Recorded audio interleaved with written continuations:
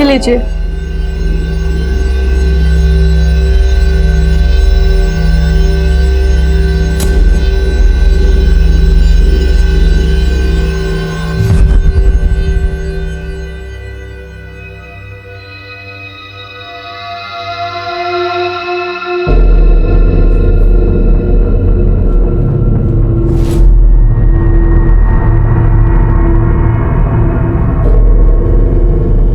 साहब, सुभाष के घर पे तो मातम सा छाया हुआ। उसके परिवार के हर मेंबर पे नजर रखे हो, लेकिन कोई हरकत नहीं दिखाई दी। सब लोग शोक में ही हैं। और पंजरिया में कोई नया बंदा दिखा जिसने शायद सुभाष की सुपारी ली हो? वो काम भी चल रहा है सर। सुपारी लेने वाले सभी गैंग में छानबीन कर, जैसे कुछ पता चलता मैं आपको बताता हूँ। भाभी, अगर उस दिन हम भैया की जगह मंडी नहीं गए होते, आज सुभाष भैया। हमने उस रात आपको फोन भी किया था, आपने फोन काट दिया और फिर बंद कर दिया। क्यों? हम भाभी से बात कर रहे हैं। अंदर जाओ। हमसे कुछ छुपा नहीं है। ज्यादा होशियार मत हो। क्या बात करें तुमसे? जब से तुम इस घर में आई हो ना, पूरा सुकून छीन लिया है।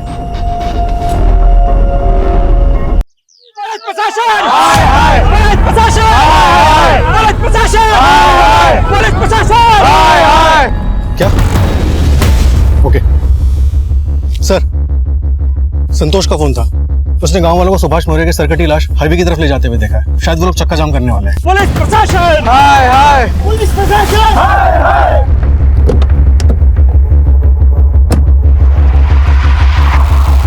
पुलिस प्रशासन! हाय हाय! पुलिस प्रशासन! हाय हाय!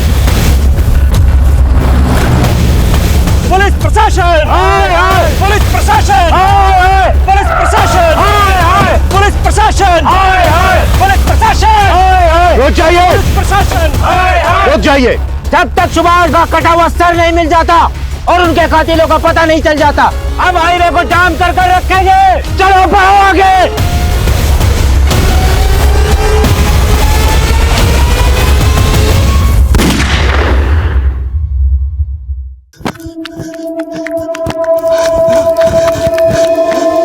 लो अनिल भैया, मार लो भोले बाबा का प्रसाद।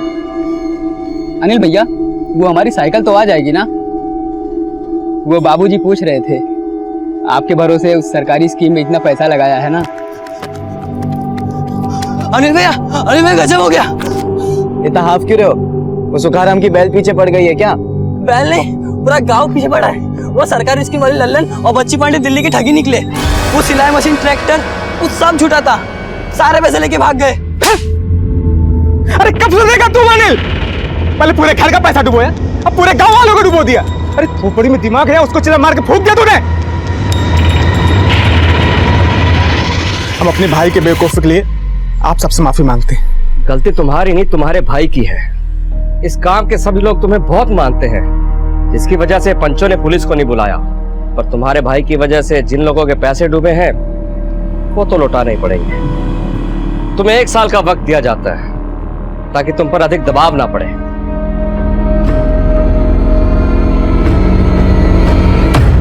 अगर 1 साल तक गांव वालों का पैसा चुकाते रहे तो हमारे पास क्या बचेगा? ये बात अपने लाडले देवर से पूछो। अरे मैं कहता हूँ, ये झंझटों में पड़ने की क्या जरूरत थी? अरे तो हम क्या जिंदगी भर खेतों में आपकी तरह मजदूरी करते बैठे? भैया आपने तो कभी बड़ा सोचे नहीं। अगर दावा सही लग जाता ना तो जिंदगी संवर जाती हमारी। जिंदगी कोई बछड़ा नहीं है जो पैदा होते ही खड़ा हो जाता है। किस्मत और जिंदगी बदलने के लिए मेहनत करनी पड़ती है। भैया मेहनत करने से सिर्फ जरूरतें पूरी होती है, सपने नहीं। चुप रहो। हमारे सपनों के चक्कर में और कितना झेलेंगे हम? अरे तुम मत झेलिए ना।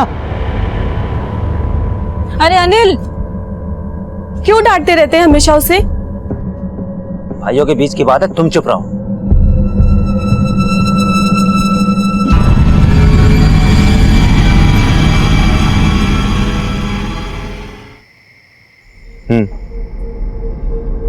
चलो बाद में बात करते हैं। अनिल। हाँ भैया। चले? हाँ चले। चला जा।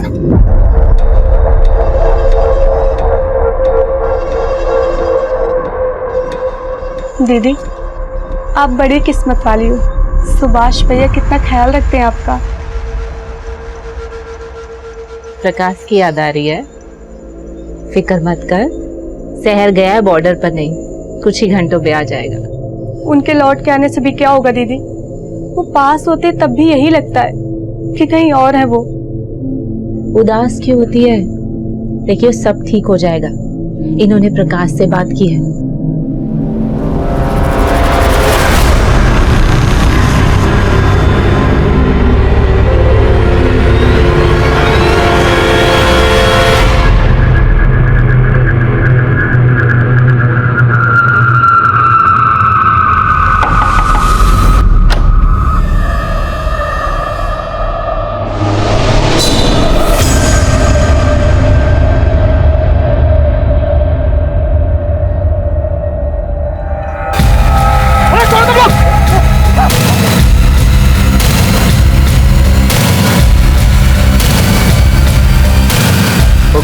गोपाल की जय, कन्हैया लाल की।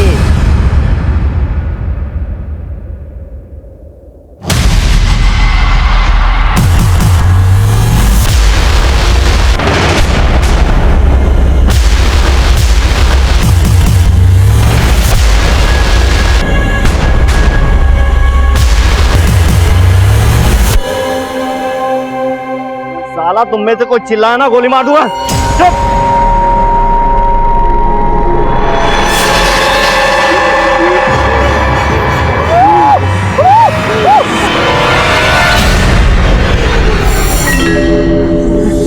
इसको ले चलो।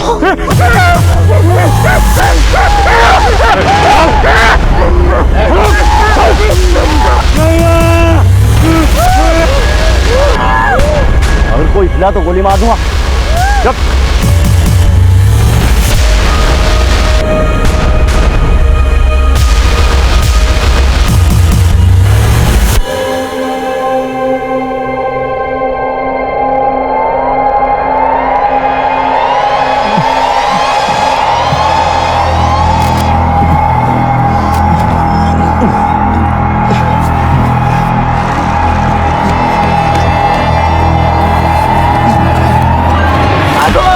बचाओ बचाओ, डाकू आ गया। डाकू आ गए, डाकू आ गए, बचाओ। अरे जागो जागो, अरे डाकू आ गए, बाहर निकलो सब। अरे डाकू आ गए।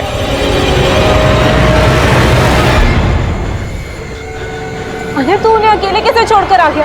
कौन थे वो लोग? कहाँ लेके गए इन्हें? भाभी हमें कुछ भी नहीं पता।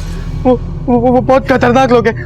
उनके चेहरे पर कपड़ा था और उनके पास बड़ी बड़ी बंदूकें भी हैं। ऐसा करते हैं, हम सभी मिलकर चलते हैं। आप सभी अपने अपनी लाठियां लीजिए और मेरे साथ चलिए। और तुम तीनों चलो जगह दिखाने को। चलो चलो जल्दी चलो चलो। हे भगवान।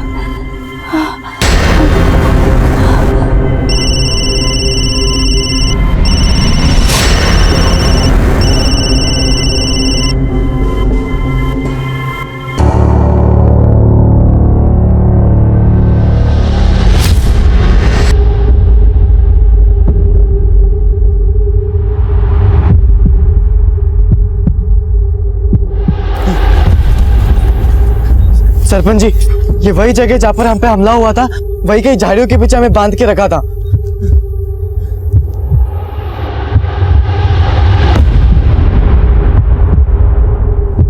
सभी लोग दूर दूर फैल जाइए और जल्दी से सुभाष को ढूंढिए, आसपास के सारे खेतों में। जल्दी।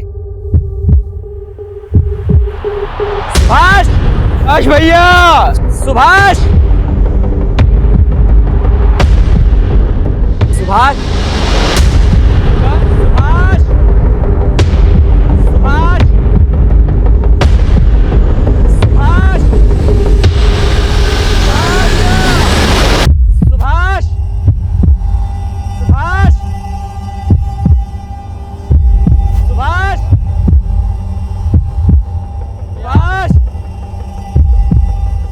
क्या हुआ सरपंच जी? डाकू आए थे, अनिल, पीयूष और धर्मपाल को बुरी तरह से पीटा और शायद वो सुभाष को अपने साथ ले गए। वो कहीं मिल ही नहीं रहा है। क्या? सुभाष, सुभाष भैया, सुभाष, सुभाष भैया, सुभाष, सुभाष भैया, सुभाष, सुभाष, सुभाष।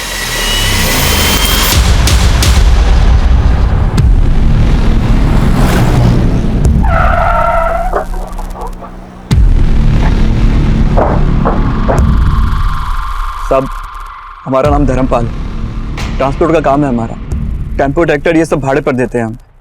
कल रात हिसाब का पैसा लेकर लौट रहे थे तो गमछा पहने 3 लोगों ने हम पर हमला कर दिया, हमें पीटा।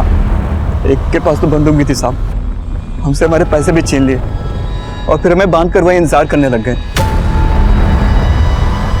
और फिर बेचारा वहाँ सुभाष आ गया और फिर अनिल और पीयूष आ गए। साहब, हम और पीयूष वहाँ से खाट लेकर आ रहे थे, फिर अचानक हम पर लाठियों की बरसात होने लगी। हमें तो पता ही नहीं चल रहा था साहब कि क्या हो रहा है। उन लुटेरों के चेहरे नहीं देखे तुमने, पर उनकी बातें तो सुनी होगी। वो क्या बातें कर रहे थे आपस में? नहीं साहब, आपस में ऐसा कुछ तो बात नहीं कर रहे थे, बस बार बार हमको धमका रहे थे। फिर हम सबको बांध दिया साहब और सुभाष भैया को वहाँ से पीछे की ओर लेके चले गए। और साहब फिर थोड़ी देर बाद हमने हिम्मत की, अपने हाथ खोले और अपनी जान बचाने के लिए भागे साहब। इससे पहले तुम्हारे गांव में कोई ऐसी वारदात हुई है क्या? साहब, इससे पहले भी 1-2 लूटपाट की वारदातें हुई थी, मगर वो लोग ऐसे किसी को साथ में नहीं लेके गए। प्रकाश, तुम्हारे भाई सुभाष की किसी के साथ कोई दुश्मनी थी क्या? सुभाष भैया को हमने इतने सालों में किसी के साथ लड़ते झगड़ते नहीं देखा। शायद कोई ऐसा हो जो ये जानता हो कि रात को सुभाष खेतों को पानी देने जाने वाला है और उसने मौके का फायदा उठा लिया हो। साहब, आमतौर पर खेत में रात को पानी देने मैं जाता हूँ। कल मैंने भैया से कहा कि इस बार मंडी मैं जाऊँगा। हमें नहीं पता था कि भैया के साथ ये सब हो जाएगा। ये सब हमारे कारण हुआ। अनिल, पीयूष और धर्मपाल तीनों के बयान बिल्कुल एक जैसे हैं। लग तो यही रहा है कि मामला लूट का है, पर एक बात समझ में नहीं आ रही है। अगर ये मामला सिर्फ लूट का है तो फिर वो लोग सुभाष को अपने साथ क्यों ले गए? सर, पूरा खेत और आसपास के जंगलों में छानते हैं।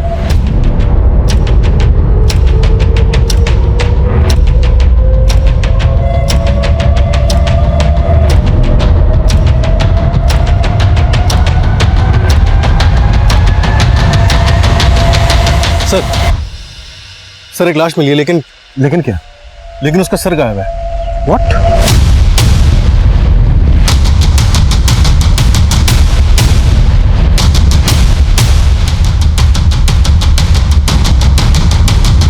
भैया,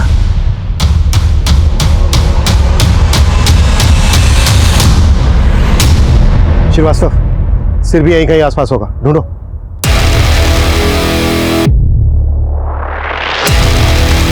रुक चाचा, अरे रोक कह रहा तो ले, संभाल के पकड़ इसको। इस आदमी ने परेशान करके रख दिया यार। अरे चाचा यार, तू अपने इलाज क्यों नहीं करवाता? पानी पीता कम है, निकालता ज्यादा है। अब जल्दी कर, वो उल्टी खोपड़ी गिरा देगा। हाँ चाचा, बैठो जल्दी यार, बैठो, बैठे। हाँ चले।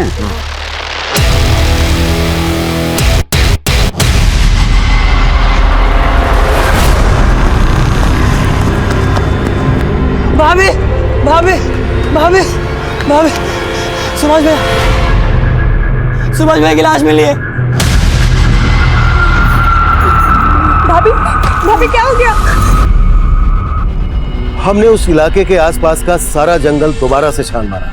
15 घंटे चली सर्चिंग के बाद भी सुभाष का सर हमें कहीं नहीं मिला। इस दौरान सुभाष के परिवार के साथ साथ पूरा गांव भी हमारे खिलाफ हो गया। पोस्टमार्टम के लिए वो हमें सुभाष का धड़ सौंपने के लिए तैयार ही नहीं थे। उन्हें समझाने के सारे प्रयास विफल रहे और आखिर में बेकाबू हुए गांव वालों ने चक्का जाम करने का फैसला किया। इससे पहले कि कोई अनहोनी घटे, हमें स्थिति को नियंत्रण में लेना था। गांव वालों का खोया हुआ भरोसा वापस जीतना था। देखिए, हम लोग यहाँ आप लोगों की मदद के लिए ही आए हैं। आप लोग यही चाहते हैं ना कि सुभाष के कातिल पकड़े जाएं? हम भी यही चाहते हैं, लेकिन उसके लिए जरूरी है सुभाष का पोस्टमार्टम होना। मेरे भाई का सर चाहिए मुझे। आपने तो हाथ खड़े कर दिए कि उसका सर नहीं मिला। अगर आप लोगों में से कोई हमारी बात को समझ रहा है तो प्लीज समझाइए इसे। देखो, जितनी देर होगी पोस्टमार्टम रिपोर्ट आने में, उतनी ही देर होगी तुम्हारे भाई को इंसाफ मिलने में।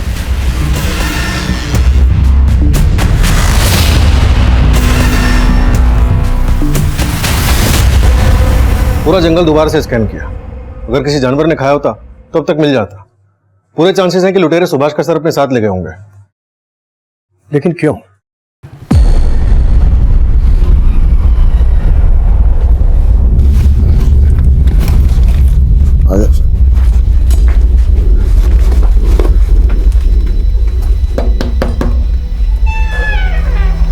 काम हो गया आपका। जैसी मांगी थी वैसी खोपड़ी लाए। कातिल सर का क्या करेंगे ये बात समझ में नहीं आ रही है। ये लोग पहले से उस जगह पर घात लगाकर बैठे थे। सबसे पहले इन्होंने धर्मपाल को पकड़ा, उसे पीटा, लूटा और बांध दिया। और फिर वहां सुभाष आया, उसे भी पीटा और बांध दिया गया। और फिर यही सब सुभाष के छोटे भाई अनिल और उसके कजिन पीयूष के साथ हुआ। लेकिन इन चारों को बांधने और पीटने के बाद उन्होंने सिर्फ सुभाष को चुना। उसे घसीट कर ले गए, उसका सर काटा, सर अपने साथ ले गए। ये भी तो हो सकता है कि ये मर्डर करने के इरादे से ही आए हो, लूटे कवरअप हो। सर अक्सर खेतों में पानी छोड़ने के लिए सुभाष का छोटा भाई प्रकाश जाता था, पर उस रात प्रकाश ने सुभाष किया। हो सकता है कि टारगेट प्रकाश रहा हो और सुभाष गलती से मारा गया। ये भी तो हो सकता है कि प्रकाश ने जानबूझकर अपने भाई सुभाष को भेजा ताकि वो मारा जाए। सर सबसे छोटा भाई अनिल कभी रातों को खेत में नहीं जाता था, लेकिन उस रात गया। एक काम करते हैं श्रीवास्तव, प्रकाश, अनिल, पीयूष और धर्मपाल, इन चारों को फिर से टटोलते हैं। शायद कुछ हाथ लग जाए। हो सकता है मामला घर का ही हो।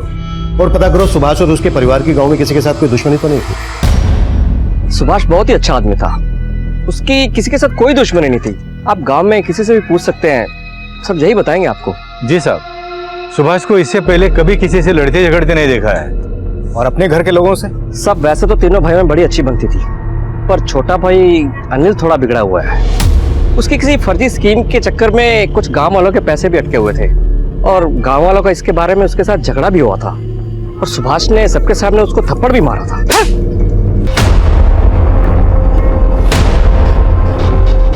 वो दिन क्यों चुना?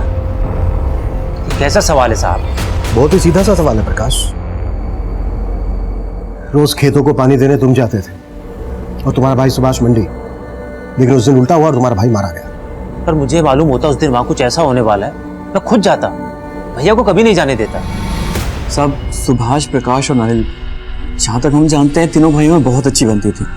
सीधे साधे लोग हैं साहब। आप बार बार हमसे वही सवाल क्यों पूछ रहे? साहब हमने हमारे भैया को खोया है और साहब हमें परेशान करने से अच्छा आप जाके भैया के कातिलों को ढूंढिए। हमें आपको जो कुछ भी बताना था ना, हम आपको सब बता चुके। ठीक से याद कर लो अनिल, क्या वाकई में तुमने हमें सब बता दिया? जी साहब, सब बता चुके। पूरी पंचायत के सामने तुम्हारे भैया सुभाष ने तुम्हें थप्पड़ मारा था, ये बात तो तुमने हमें बताई नहीं, और ना ही अपनी उस फ्रॉड सरकारी स्कीम के बारे में हमें बताया। साहब अनिल ने जानबूझ के फर्जी स्कीम सबको नहीं बेची थी साहब, और सब धोखा तो हमारे साथ भी तो हुआ ना साहब। लेकिन सुभाष ने इसके लिए अनिल को जिम्मेदार ठहराया था, उसकी बेइज्जती की थी सबके सामने, इसलिए अनिल ने और तुमने मिलकर सुभाष को ही कहीं। ये क्या बोल रहे साहब आप? ना मैं ऐसा कर सकता हूँ ना अनिल। तो क्या प्रकाश ऐसा कर सकता है? आप पागल हो गए? हमारे लिए और प्रकाश भैया के लिए सुभाष भैया पिता समान थे। सब कुछ भी बोले जा रहे हो आप। गुस्से की धार अक्सर रिश्तों की डोर काट देती है। जब सुभाष ने सबके सामने तुम्हें थप्पड़ मारा था, गुस्सा तो आया होगा तुम्हें। तीनों भाइयों का रिश्ता इतना कच्चा नहीं था साहब। लेकिन ये बात एकदम पक्की है कि किसी ने तगड़ी दुश्मनी निकाली तुम्हारे भाई से, वरना कोई उसका सर काट के क्यों ले जाता? अगर दुश्मन घर के भीतर का नहीं है तो फिर कौन हो सकता है? हम नहीं जानते। पता नहीं साहब।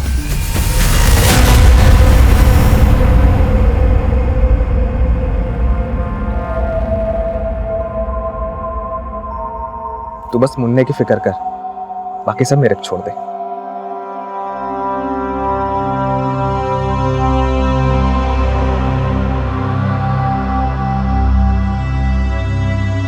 दीदी, मुझे कुछ ठीक नहीं लग रहा है। प्रकाश कभी मंडी नहीं जाते थे, लेकिन उस दिन गए। उस रात जब ये सब हुआ तो हमने उन्हें फोन भी किया था, उन्होंने फोन काट दिया और फिर बंद कर लिया। क्या ये सब इत्तेफाक है? प्रकाश, अनिल, पीयूष, धर्मपाल, सबके सब एक ही बात दोहरा रहे हैं। इनमें से कोई तो है जो कुछ छुपा रहा है। कुंडली निकालो सबकी। सर जिस तरह से सर काटा गया उससे लगता है किसी पेशेवर का काम है। 3 लोग थे, किसी गैंग से जुड़े हुए हो सकते हैं। शायद सुभाष के किसी दुश्मन ने सुपारी दी हो। पंजरिया गांव के आसपास के हिस्ट्री शीटर्स को खंगालो, खबरियों को लगा दो काम पर। और रिकॉर्ड्स कब तक आ रहे हैं? कल तक आ जाएंगे सर। गुड। मर्डर का मोटिव पता करना होगा, सुभाष को क्यों मरवाया गया और उसके सर के साथ क्या किया गया।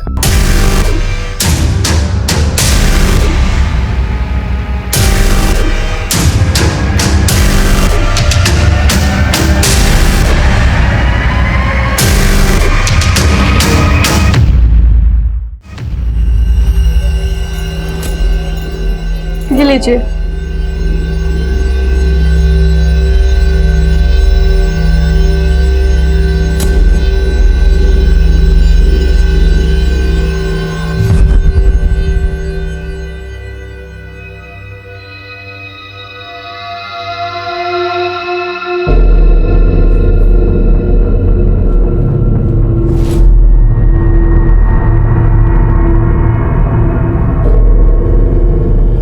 साहब, सुभाष के घर पे तो मातम सा छाया है। उसके परिवार के हर मेंबर पे नजर रखे, लेकिन कोई हरकत नहीं दिखाई दी। सब लोग शोक में ही हैं। और पंजरिया में कोई नया बंदा दिखा जिसने शायद सुभाष की सुपारी ली हो?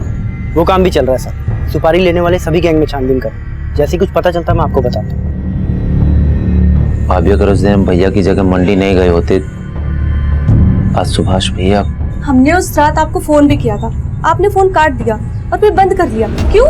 हम भाभी से बात कर रहे हैं, अंदर जाओ। हमसे कुछ छुपा नहीं है।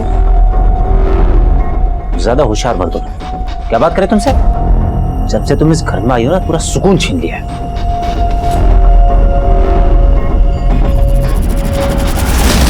अरे बाहर निकल यार, जब देखो बाथरूम में घुसा रहता है। ये मजा आ गया। मजा आ गया? ऐसा थोड़ी ना होता है। इतनी मेहनत की है, पैसे मिले नहीं है। अरे भतीजे थोड़ा ठंड रख। तेरे चाचा ने डबल डील की है। एक कटे हुए सर के 2 इनाम मिलने वाले। देर सवेर तो होती रहती है। इधर ज्यादा देर रुकना ठीक नहीं है। खाकी वर्दी वाले कुत्ते सूंघ लेंगे हमें। अरे भतीजे कहा ना थोड़ी ठंड रख, कुछ नहीं होगा। एक ऐसे ही चाचा भतीजे की जोड़ी देखी थी हमने। दिखने में ऐसा लगता था किसी पागल खाने से भाग कर आए हैं। भतीजे कितनी बार तुमको बोले हमारे रहते जेब में हाथ मत डाला करो। बजा बजा, बजा। कितना बोलो? 40। सब कुछ नहीं है। चाचे कितनी बार बोले हैं घर से निकलो छुट्टे रखा करो।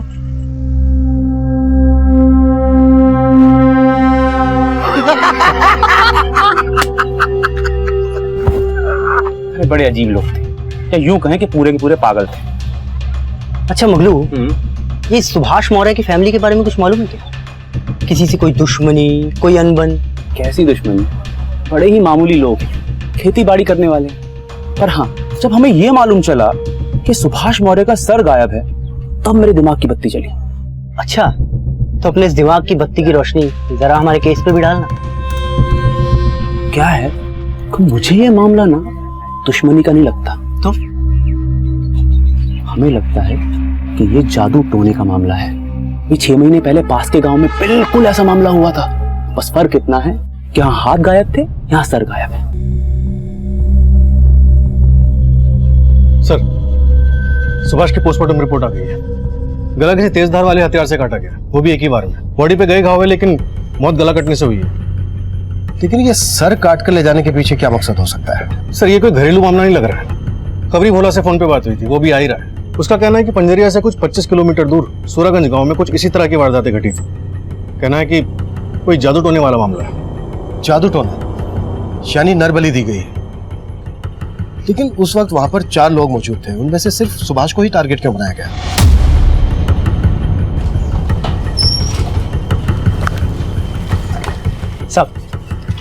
सब एक काम की खबर लाया। बोल। वो अपना हिस्ट्री शीटर है ना, विराज बनारसी, पंजरिया में देखा गया।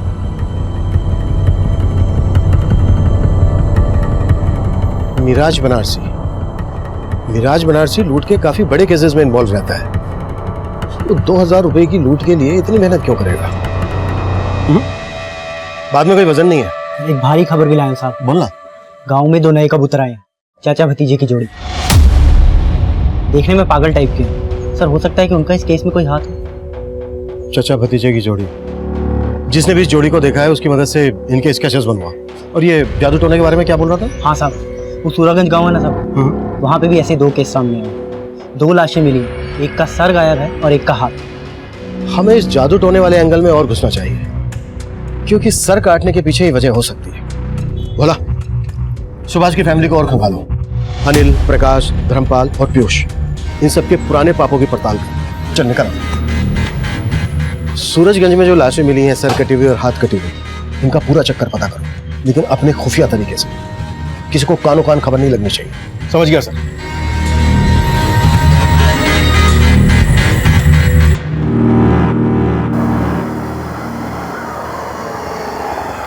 नाम तो हमारा इंद्रजीत है, लेकिन जिंदगी से हारे हुए।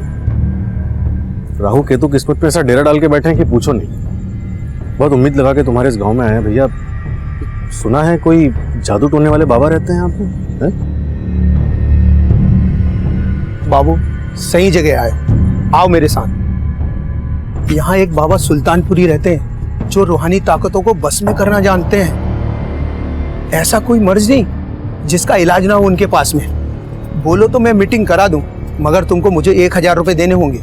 भैया जितना पैसा बोलोगे दे दूंगा, लेकिन मेरा काम जरा पेचीदा है। कर पाएंगे तुम्हारे बाबा? ऐसा कोई काम नहीं जो बाबा के लिए मुश्किल हो।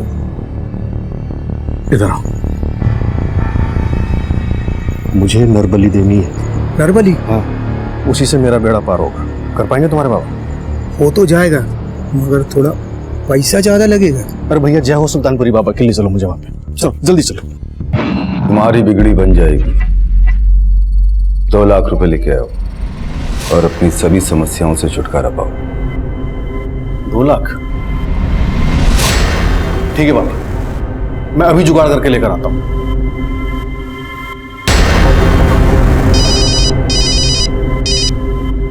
हाँ श्रीवास्तव, सूरजगंज का बाबा सुल्तानपुरी नरबली करने के लिए तैयार हो गया सर। ले आओ इस बाबा को। अब इस पर जादू टोना हम करेंगे हमारे तरीके से। सर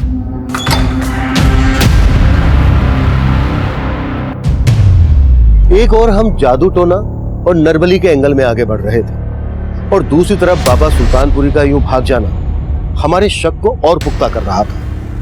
हम हर उस दरवाजे पर दस्तक दे रहे थे जो इस केस का रास्ता खोल सकता था।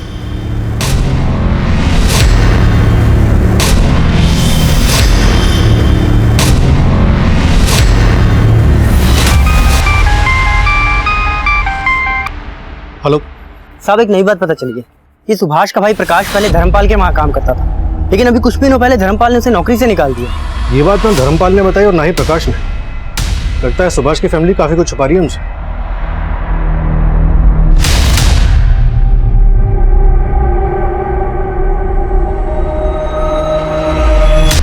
प्रकाश धर्मपाल के लिए काम करता था, ये बात दोनों ने छुपाई हमसे। सर मैंने धर्मपाल के कॉल रिकॉर्ड्स भी स्कैन किए। पिछले 1 महीने में उसके एक नंबर से 2-3 बार लंबी बातें हुई हैं। फिलहाल ये नंबर स्विच ऑफ है और किसी फेक आईडी पे लिया गया। जाहिर है किसी गलत काम के लिए लिया गया होगा। धर्मपाल को भी बुलाओ, प्रकाश को भी बुलाओ।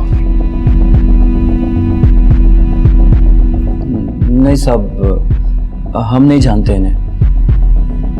यही पूछने बुलाया था क्या साहब आपने? नहीं, कुछ और भी पूछना था। सुभाष का छोटा भाई प्रकाश तुम्हारे यहाँ काम करता था, ये बात तुमने हमसे क्यों छुपाई? साहब इसमें छुपाने वाली क्या बात है? वो काम में अच्छा नहीं था, हमने उसे निकाल दिया, तो फिर इसमें कौन सी बड़ी बात हो गई? साहब आप भी कहाँ से कहाँ कनेक्शन ढूंढने में लगे हैं। अरे हाँ, कनेक्शन से याद आया, एक नंबर है। इस नंबर से पिछले महीने तुम्हें 3 बार कॉल आया था। ये नंबर किसी राजवीर चतुर्वेदी के फेक आईडी पर रजिस्टर्ड है। कौन है बंदा? साहब कैसे याद रहेगा, आप ही बताइए। रोज न जाने कितने फोन आते हैं ये टेम्पो ट्रैक्टर का किराया जानने के लिए। उन्हीं में से किसी से बात हुई होगी हमारी। बाकी इस वक्त ऐसा कुछ याद नहीं आ रहा। याद आ जाता तो अच्छा होता, क्योंकि अगर तुम्हें याद आने से पहले हमने पता लगा लिया ना, तो बहुत दिक्कत हो जाएगी तुम्हारे लिए।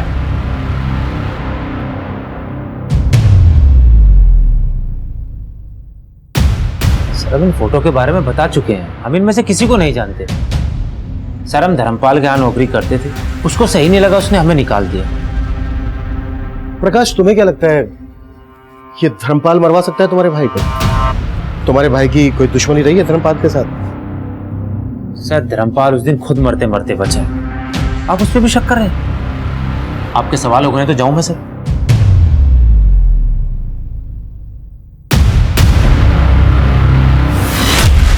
सच बोल रहा हूँ भाई, सुभाष ने प्रकाश की शादी उससे बिना पूछे तय कर दी थी।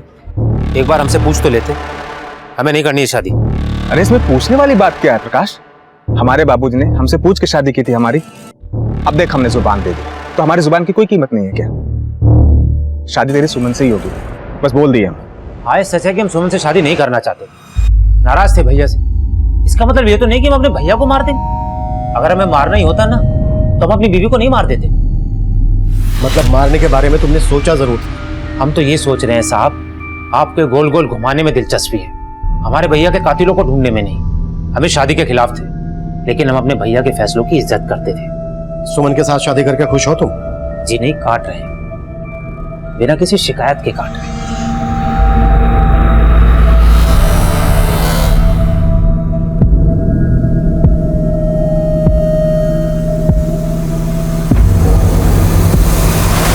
प्रकाश, तुम आग से खेल रहे हो, और देखना ये आग तुम्हारे साथ साथ हमारे पूरे घर को जला देगी। सुमन बहुत अच्छी लड़की है, अगर तुम उसका दिल दुखाओगे तो समझो तुमने हमारा और अपनी भाभी का दिल दुखाया है। बाकी तुम्हारी मर्जी।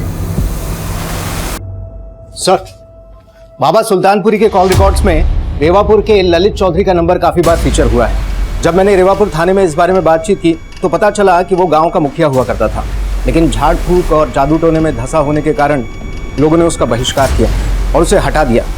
और सर, इस ललित चौधरी की केस हिस्ट्री भी काफी काली रही है, और ये भी पता चला है कि कुछ दिन पहले बाबा सुल्तानपुरी ललित चौधरी से मिलने के लिए रेवापुर गांव गया था।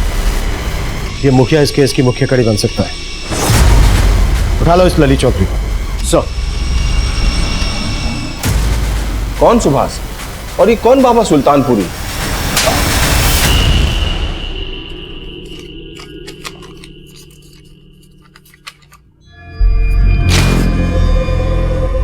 पिछले महीने में कम से कम 11 बार बात हुई है तेरी बाबा सुल्तानपुरी से, और गांव वालों ने बताया कि तुझसे मिलने भी गया था। अब जल्दी से बाबा का ठिकाना बता दे हमें, नहीं तो तुझे ठिकाने लगा दूंगा। अरे साहब, गांव वालों को तो पता नहीं किसी जन्म का बैर है मुझसे। झाड़ फूक के झूठे इल्जाम में मुझे मुखिया की कुर्सी से हटा दिया। अब ये इल्जाम, कसम से साहब मैं किसी बाबा को नहीं जानता। सिद्धार्थ, सर इसकी हेकड़ी तो निकाल। इस ललित चौधरी को काफी तोड़ा, लेकिन लगता है बहुत ही मोटी चमड़ी का है, टूटने का नाम नहीं ले रहा है। लेगा, जरूर लेगा, तोड़ते रहो। श्रीवास्तव, तुम ललित चौधरी की घर की तलाशी के लिए निकलो, शायद कोई काम की चीज हाथ लग जाए। सर,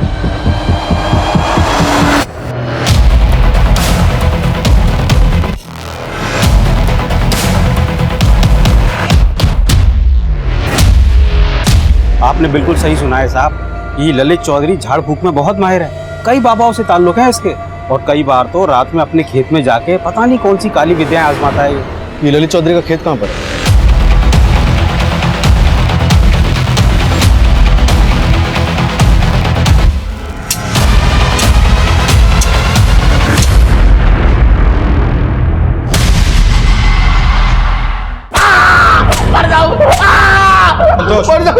मत मारो साहब, मैं बताता हूँ, मैंने ही वो खोपड़ी अपने खेत में दफन की थी, पर मैं ये नहीं जानता कि किसकी खोपड़ी थी। मुझे तो बस बाबा गुलफाम आजाद ने ये कहा था, एक खोपड़ी का बंदोबस्त करो। अब ये नया बाबा कहाँ से आ गया? बाबा गुलफाम आजाद दिल्ली में रहते हैं, काली विधाओं में माहिर हैं, उन्हें किसी काम के लिए ये खोपड़ी चाहिए थी। बस ये बात मैंने बाबा सुल्तानपुरी को बताई, उन्होंने खोपड़ी लाके दी, बस साहब, इसके अलावा मुझे कुछ नहीं मालूम साहब। पूरे चांसेस है कि ये खोपड़ी सुभाष की ही है, फिर भी कंफर्मेशन के लिए डीएनए टेस्ट करवाओ, और दिल्ली वाले बाबा गुलफाम आजाद से भी जाकर मिलो। Yes sir.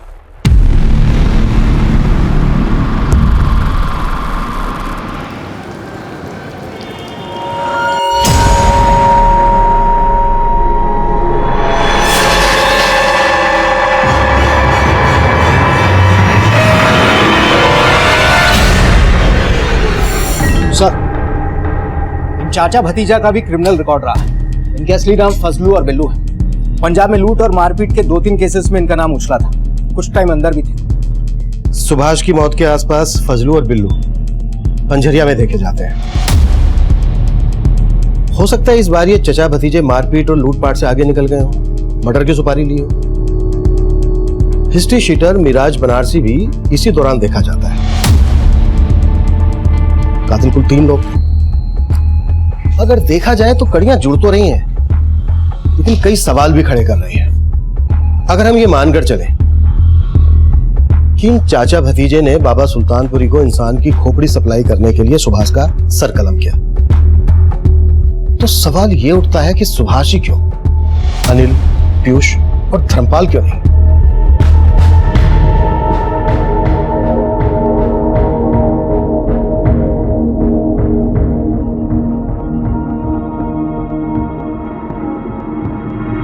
तेरी जिंदगी पर शैतानी रूहों का साया है और इन शैतानी रूहों से लड़ना इतना आसान नहीं है। तेरे हाथ की लकीरों को बदलने के लिए मुझे एक नया हाथ चाहिए। तुझे किसी आदमी का दायां हाथ काट कर लाना होगा। बाबा, आपका दायां हाथ काट दूं चलेगा? जनाब, आप मुझ पे बेवजह शक कर रहे हैं। बेवजह शक कर रहे हैं? चल भाग। अब मेरे पास एक खोपड़ी आई जरूर थी, लेकिन वो खंडित थी, इसलिए मैंने उसे वापस कर दी। अब वो खोपड़ी किस आदमी की थी ये मुझे नहीं पता। अब मैं किसी सुभाष को नहीं जानता ना, मैं इसमें से किसी को नहीं जानता। जनाब, मैं गुनहगार नहीं हूं। रूहानी ताकतों का इस्तेमाल मैं लोगों की परेशानियां दूर करने के लिए करता हूं। बस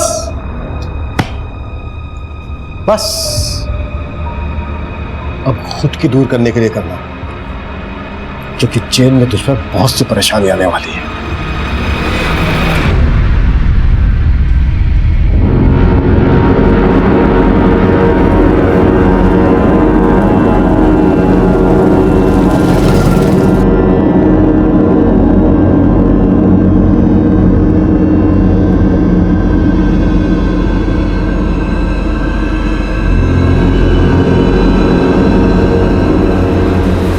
देखो बाबा, हमने आपको अच्छी ताजी खोपड़ी लाकर दी, हमारा पैसा नहीं मिला है अभी तक।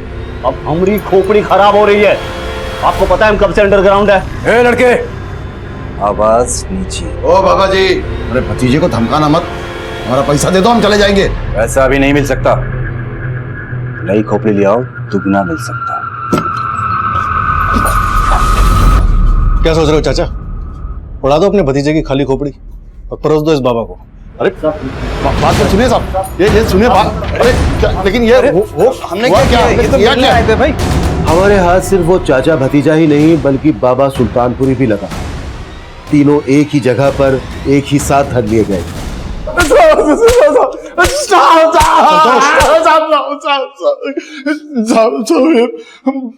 बाबा सुल्तानपुरी बहुत उल्टी खोपड़ी है साहब। उसने हमको 2 लाख रुपए ऑफर दिया कटे हुए मुंडे लाने के लिए। साहब, मुझे ललित चौधरी ने 5 लाख रुपए देने का वादा किया था। उसे एक इंसानी खोपड़ी चाहिए थी साहब। उसने कहा था काम खत्म होने के बाद पैसे देगा। मुझे बाबा गुलफाम आजाद ने 20 लाख रुपए देने का वादा किया था। किसी विधि के लिए उन्हें खोपड़ी चाहिए थी। जब उन्होंने खोपड़ी देखी तो वो नाराज हो गए। क्यों? ये नहीं चलेगी, इसके जबड़े टूटे हुए हैं। बाबा बड़ी मेहनत से मिली है, आप बोले तो गोंद से चिपका दूं। ले जा इसे, ये मेरे किसी काम की नहीं है। पर सुभाष को ही क्यों मारा? सुभाष के अलावा उस वक्त वहां पर 3 लोग और भी थे। सुभाष को ही क्यों टारगेट बनाया गया? साहब, ये चुनाव मिराज बनारसी ने किया है, मर्डर भी उसी ने किया साहब, हमने नहीं किया। एक मिनट, ये मिराज कहां से आ गया बीच में? खोपड़ी की डील तो बाबा सुल्तानपुरी से हुई थी ना तुम्हारी? साहब, वो हमें डबल डील मिला था साहब। कैसी डबल डील? देखो, हमको किसी को टपकाने का काम मिला हुआ है, लेकिन काम बहुत फैला हुआ है, हमसे अकेले होगा नहीं। देखो मिराज भाई, हम लोगों ने आज तक कभी फुल मर्डर नहीं किया है और ना ही करना चाहते हैं। क्यों भतीजे? सही कहा चाचा। पहले पूरी बात तो सुनो।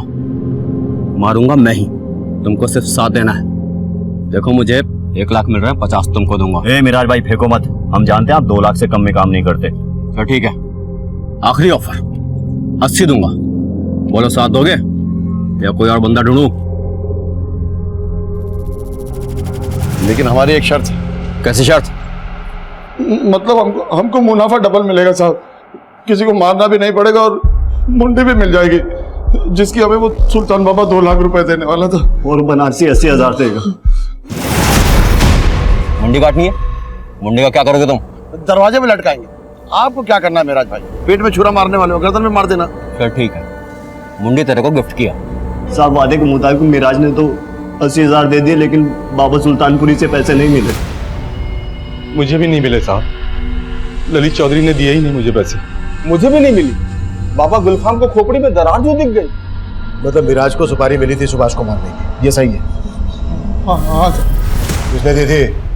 ये तो मेरा जाने साहब, हम आम खाते पेड़ नहीं गिरते सच कह रहे सर, सच कह रहे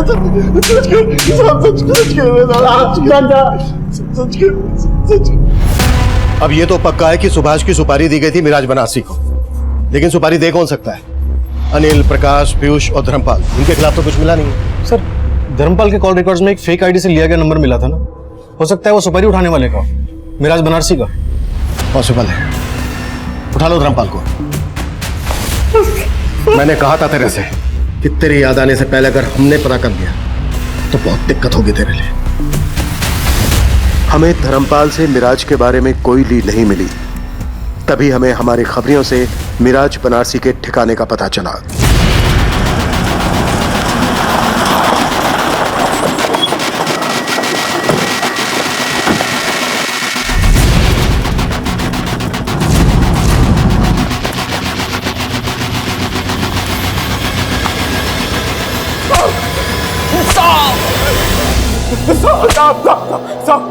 साहब और मत मारना साहब।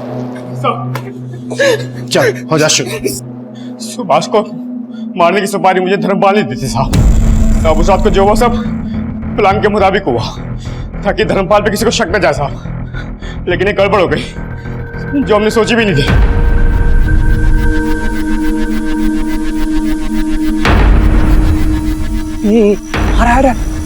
बांधो जल्दी बांधो।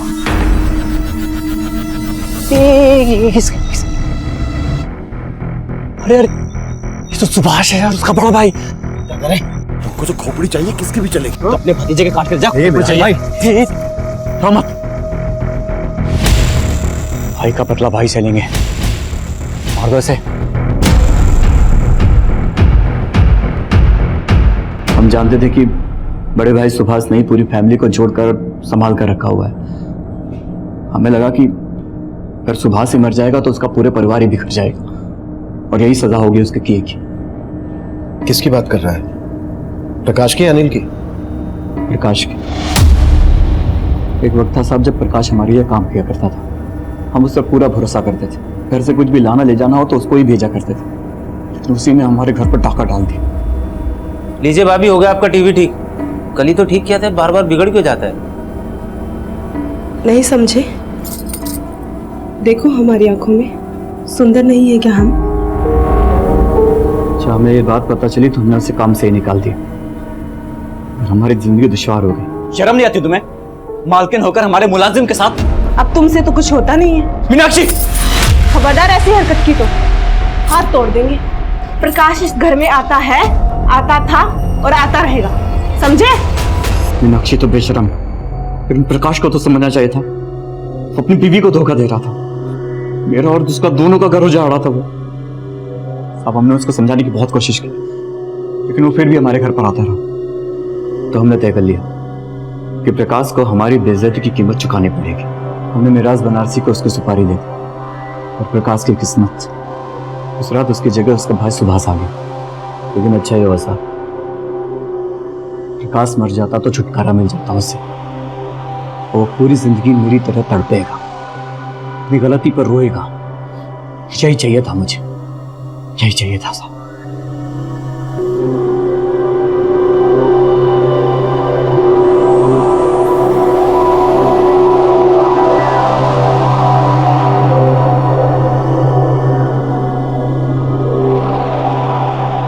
धर्मपाल जुडिशियल कस्टडी में है। धर्मपाल की पत्नी मीनाक्षी ने कोर्ट में डिवोर्स फाइल कर दिया है और दिल्ली से पकड़े गए बाबा गुलफाम आजाद ने इंटरोगेशन में ये कन्फेस किया कि वो देश के 5 राज्यों में ऑर्गन सप्लाई का रैकेट भी चला रहा था। धर्मपाल के अंदर एक लावा उबल रहा था।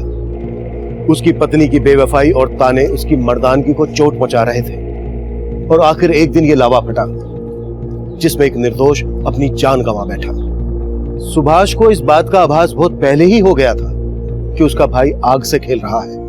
उसने होने वाले जुर्म की दस्तक महसूस की थी और सबको चेताया भी था, पर अफसोस इत्तेफाक के रचे इस खेल ने सुभाष को इस जुर्म का शिकार बना दिया। इस केस में एक और पहलू सामने आया जो हमारे समाज का बहुत बड़ा दुश्मन है। झाड़ फूंक, मैली विद्या, जादू टोने, अंधश्रद्धा। अक्सर ये टोटके डर के साए में पनपते हैं। और ढोंगी पाखंडी बाबा इसकी आड़ में फेंका कारोबार करते हैं। किसी दूसरे इंसान की बलि देने से आपकी जिंदगी के सारे कष्ट दूर हो जाएंगे। ये बात सुनने में ही कितनी वाहियात और घिनौनी लगती है, लेकिन दुखद सच्चाई यही है कि लोग न सिर्फ इस पर विश्वास करते हैं बल्कि अमल भी करते हैं। हमारा इस केस को दिखाने का मकसद है देश में चल रही ऐसी अमानवीय रीतियों के खिलाफ लोगों को जागरूक करना। दूसरे लोगों की गलतियों से, उनके अनुभवों से सीखना ही समझदारी है। अब मैं सीनियर इंस्पेक्टर अभिमन्यु जिंदल आपसे इजाजत लेता हूं। आपसे फिर मुलाकात होगी एक नए केस के साथ। क्राइम पेट्रोल 10 तक। मकसद बताना नहीं, बचाना है।